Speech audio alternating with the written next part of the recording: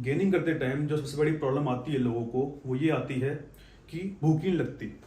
अब भूख को बढ़ाएं कैसे, क्योंकि कैलोरी इनटेक जब तक हाई नहीं जाएगा तो गेनिंग भी नहीं होगी, वेट भी नहीं बढ़ेगा, मसल मास भी नहीं बढ़ेगा। तो इस चीज़ को सॉर्ट आउट कैसे करें, भूख को कैसे बढ़ाएं और अपना कैलोरीज इनटेक कैसे हाई करें, साथ में हमारा जो गट है, हमारा पेट है, ये भी हेल्दी रहना चाहिए इस पूरे प्रोसेस में। तो कुछ टिप्स ऐसी हैं जिनको फॉलो करके हम इस प्रॉब्लम को सॉर्ट आउट कर सकते हैं। आज हम इसी के बारे में बात करेंगे।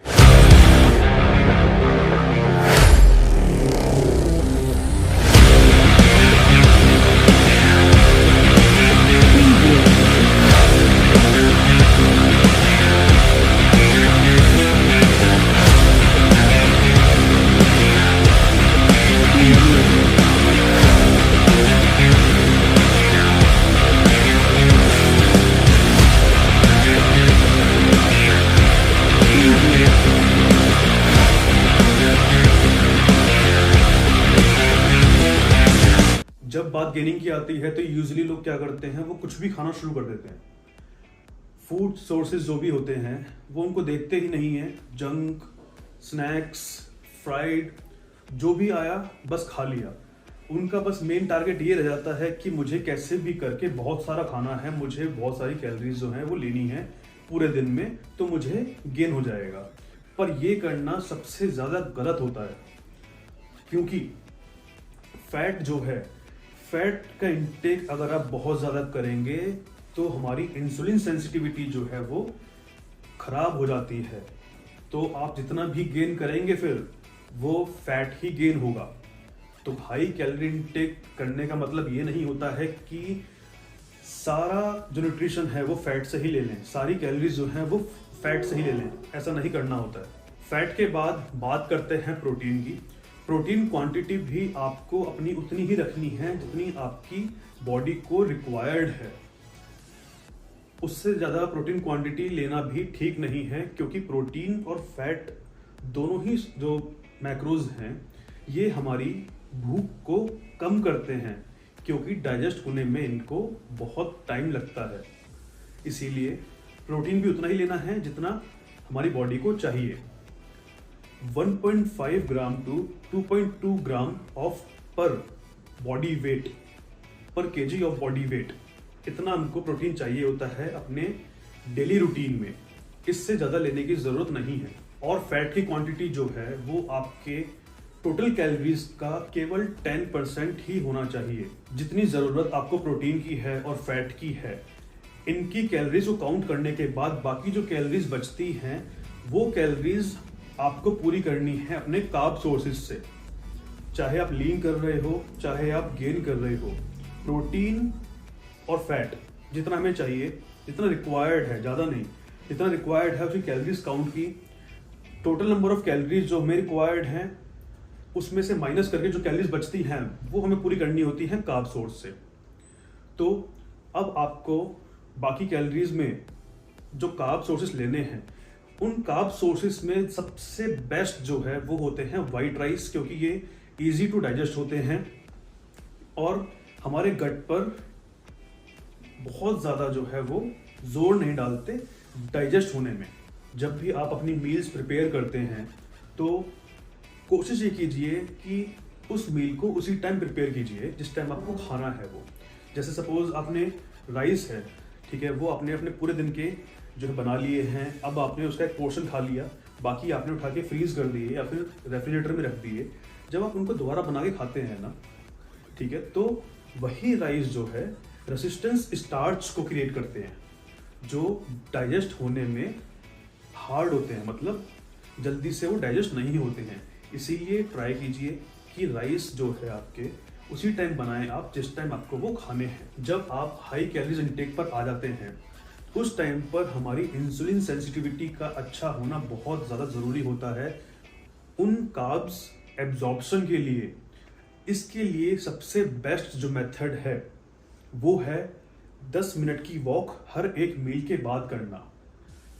हर एक मील के बाद अगर पॉसिबल नहीं है तो कम से कम दिन की 3 मील के बाद मात्र 10 मिनट की आपको वॉक करनी है, जिससे हमारा ब्लड शुगर लेवल जो है वो भी कंट्रोल रहेगा, हमारी इंसुलिन सेंसिटिविटी जो है वो भी अच्छी रहेगी, और हमें मील के बाद जल्दी भूख भी लगेगी इससे। जब भी आप जाएं हाई कैलोरीज पर तो यूजुअली रिकमेंड कर दिया जाता है, बहुत लोग रिकमेंड करते हैं, लेते भी हैं, एप्पल साइडर विनेगर और मेटफॉर्मिन को इंसुलिन सेंसिटिविटी को बढ़ाने के लिए। इंसुलिन सेंसिटिविटी वो बढ़ाते हैं, लेकिन रिसर्च में ये कंक्लूजन भी आया है, जब स्टडी हुई तो उसमें ये निकल के भी आया कि ये इंसुलिन सेंसिटिविटी को बढ़ा देते हैं, लेकिन कार्ब एब्जॉर्प्शन को कम भी कर देते हैं। मतलब कार्ब एब्जॉर्प्शन कम करके वो इंसुलिन सेंसिटिविटी को बढ़ा रहे हैं। अब सोचो, आप हाई कैलोरी इनटेक पर हो, आप अपने खाने पर इतनी मेहनत कर रहे हो, दिन में 5 से 6 मील्स ले रहे हो, ठीक है, और फिर आपको पता लगे कि वो कार्ब्स जो हैं प्रॉपरली एब्जॉर्ब हुए ही नहीं बॉडी में, तो सारी मेहनत बेकार है। तो बेस्ट यही रहेगा कि नेचुरल वे में अपनी इंसुलिन सेंसिटिविटी को इंक्रीज किया जाए। मील के बाद वॉक कीजिए, मात्र 10 मिनट की वॉक करनी है, और ये 10 मिनट की वॉक जो है बहुत ही मिराकुलस मैकेनिज्म है हमारी बॉडी को हेल्दी रखने के लिए। ये केवल कार्ब एब्जॉर्प्शन और इंसुलिन सेंसिटिविटी को ठीक करने के लिए नहीं है, हमारा ब्लड शुगर लेवल इससे कंट्रोल रहता है, HbA1c कंट्रोल रहता है।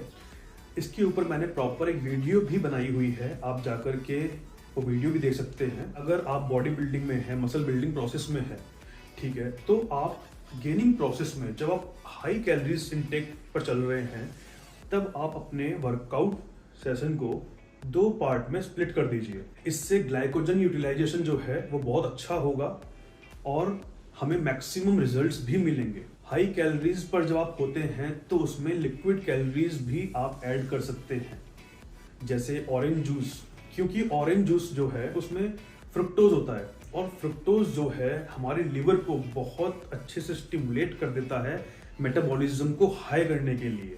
इन लिक्विड कैलोरीज को, जैसे ऑरेंज जूस हो गया, इसको आप अपनी मील के साथ छोटी छोटी क्वांटिटी में ले सकते हैं, या फिर मील में जो गैप होता है, एक मील लिया आपने, फिर उसके बाद दूसरी मील जो लेनी है, इसके बीच में जो गैप है उसमें भी आप इन लिक्विड कैलोरीज को ले सकते हैं।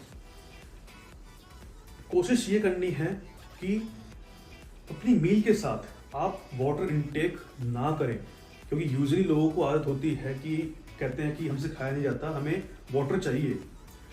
देखिए, आप ऑलरेडी एक बड़ी मील ले रहे हैं क्योंकि आप हाई कैलोरीज पर हैं, ऊपर से आप उसके साथ पानी भी पी लेंगे तो आपका जो गट है वो ओवरफुल हो जाएगा।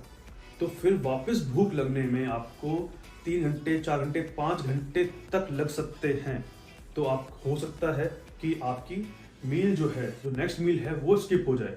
और वाटर जो है हमारे स्टमक एसिड को डाइल्यूट कर देता है, और यही एसिड जो है ये बहुत ज़रूरी है हमारे न्यूट्रिशन को ब्रेक डाउन करने में। हमने जो खाना खाया है उसको ब्रेक डाउन करने के लिए ये एसिड बहुत ज़रूरी होता है। अब वो डाइल्यूट हो जाएगा तो प्रॉपरली वो ब्रेक डाउन नहीं होगा। सॉल्ट इनटेक हमको प्रॉपर रखना है, सॉल्ट में कोई कमी नहीं करनी है अपने खाने में, क्योंकि सॉल्ट भी जो है वो भूख को बढ़ाता है। अपना जो फूड सोर्सेज सिलेक्शन है वो आपको ऐसा रखना है कि अपना हाई कैलोरी इनटेक पर उन फूड सोर्सेज को अपने रूटीन में ऐड करना है, अपने डाइट प्लान में ऐड करना है, जो इजी टू डाइजेस्ट हो। बहुत से फूड सोर्सेज ऐसे होते हैं जो ब्लॉट करते हैं, जैसे पोटैटोज हुए, ब्रोकली है, पास्ता है, ठीक है। तो गेनिंग पीरियड में आपको बार बार भूख लगना ज़रूरी है, क्योंकि आपको मील्स ज़्यादा लेनी है अपनी कैलोरीज टारगेट को पूरा करने के लिए। इसलिए वो फूड सोर्सेज चूज करो जो आपकी बॉडी इजीली डाइजेस्ट कर लेती है। एक फूड मैप होता है, एक फूड मैप लिस्ट है, उस लिस्ट में लिखा हुआ है कि कौन से सोर्सेज जो हैं वो इजी टू डाइजेस्ट होते हैं और कौन से सोर्सेज जो हैं वो हार्ड टू डाइजेस्ट होते हैं। वो फूड मैप जो है उसकी जो लिस्ट है मैं नीचे डिस्क्रिप्शन में दे दूंगा, तो आप वहाँ पर जाकर के देख सकते हैं। सारे फूड सोर्सेज उसमें हैं, और veg sources, non veg sources, जो भी आप, अगर आप वेजिटेरियन हैं, नॉन वेजिटेरियन हैं, तो आप उसमें से चूज कर सकते हैं जो भी आपका टारगेट है आज के लिए इतना ही। अगर ये वीडियो पसंद आई हो तो प्लीज़ लाइक कीजिए, चैनल को सब्सक्राइब कीजिए और अपने फ्रेंड के साथ शेयर कीजिए। Thank you.